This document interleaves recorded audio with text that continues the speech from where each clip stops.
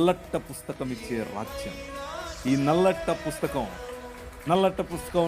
పుస్తకం అని అంటా ఉంటారు. కానీ ఈ నల్లట్ట పుస్తకం ఏం చేసిందో తెలుసా? పంపింపచేసింది, ప్రజలలో మార్పును తీసుకొని వచ్చింది. ఆ ప్రజలలో తీసుకొని వచ్చినటువంటి మార్పును కొద్దిగా మీ ముందుంచే ప్రయత్నం చేస్తాను. దాన్ని ఏమంటారు, ఒక కంపారిటివ్ స్టడీగా మీ ముందుంచితే ఈ రాజ్యానికి ఇంకా మిగిలిన వాళ్ళు చెప్పే రాజ్యాలకు ఉన్నటువంటి తేడా మీకు తెలుస్తుంది. రాజ్యం ఆ రోజుల్లో స్వరాజ్యం నా జన్మ హక్కు అని ఒక ఆయన అన్నాడు. ఏం పేరు ఆయన పేరు? లోకమా అట్లా చెప్పకూడదు, లోకమాన్య తిలక్ అని చెప్పాలి. ఏంటా స్వరాజ్యం అని అడిగారు.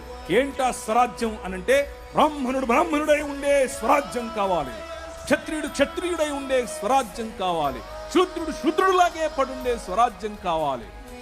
ఏమయ్యా మేము వస్తామయ్యా